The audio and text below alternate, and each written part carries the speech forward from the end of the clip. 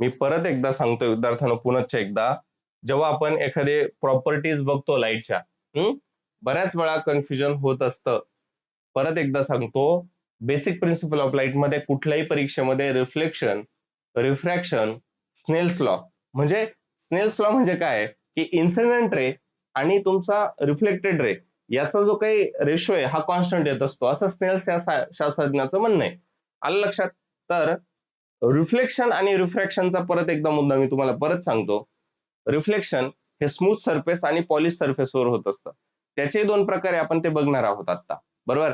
मात्र रिफ्रॅक्शन मध्ये rarer medium to denser medium काय होत असतं विद्यार्थ्यांनो, त्या लाईट रेची व्हेलॉसिटी चेंज होत असते. त्या मोनोक्रोमॅटिक लाईटची काय होत असते विद्यार्थ्यांनो, व्हेलॉसिटी जर रेअरर टू डेन्सर और डेन्सर टू रेअरर, जर त्या लाईट रेची व्हेलॉसिटी चेंज होत असेल तर त्या प्रॉपर्टीला लाईटच्या काय म्हटलं जातं विद्यार्थ्यांनो, रिफ्रॅक्शन म्हटलं जात असतं. आणि in case we are thinking about the reflection, reflection दोन प्रकारचे आहे, कारण की आपण आता इतक्यातच बघतो विद्यार्थ्यांनो. तर रिफ्लेक्शन काय आहे, का light falls on any surface, part of the light त्याच सेम मीडियम मध्ये, जर तो त्या सरफेस पासून काय झाला, परत काय झाला, सेंट बॅक झाला, म्हणजेच रेग्युलर आणि इरेग्युलर. तर रेग्युलर रेग्युलर ज्या प्रकारचं रिफ्लेक्शन आहे विद्यार्थ्यांनो, ते मिरर मध्ये म्हणजे तुमच्या आरशामध्ये होत असतं विद्यार्थ्यांनो, लक्षात असू द्या. रेग्युलर रिफ्लेक्शन कधी होतं, की जेव्हा पॉलिश स्मूथ सरफेस असेल, कंडिशन नीट लक्षात घ्या. आरशामध्ये एक आपण त्याला लेअर केलेला असतो ऑक्साईडचा, आणि त्याच्यावरती पॉलिश भाग आलेला असतो, आणि म्हणून याच रेग्युलर रिफ्लेक्शनला काय म्हटलं जातं, स्पेक्युलर रिफ्लेक्शन.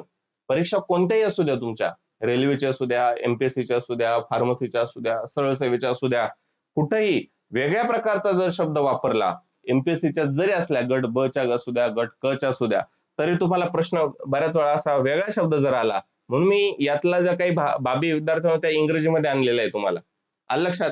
म्हणून त्या गोष्टी तुम्हाला समजाव्या. आणि रेग्युलर रिफ्लेक्शन जरी म्हटलं, इरेग्युलर जर म्हटलं, की ज्याच्यामध्ये beam of light incident on wall, would which not smooth or polish, ही जी काही कंडिशन आहे, which is not smooth and polish, so it is called as an diffuse reflection or scattering of light. वेगळ्या प्रकारचे जे शब्द जरी आले तरी आपल्याला त्या बाबीचा गंध, संदर्भ लागता आला पाहिजे किंवा लावता आला पाहिजे. तर ह्या छोट्या छोट्या बाबी ज्या आहे, त्या पोलरायझेशन, थ्री डी मूवी मध्ये आपल्या पोलरायझेशन या प्रॉपर्टीचा वापर केलेला असतो, आणि म्हणून या बाबी तुम्हाला परफेक्ट वेने तुम्हाला नीट समजाव्या, व्यवस्थितपणे तुमच्या लक्षात याव्या, यासाठी हा प्रयत्न आहे विद्यार्थ्यांनो. तर या गोष्टी नोट डाऊन करून घेत चला, क्लिअर करत चला. आलं लक्षात?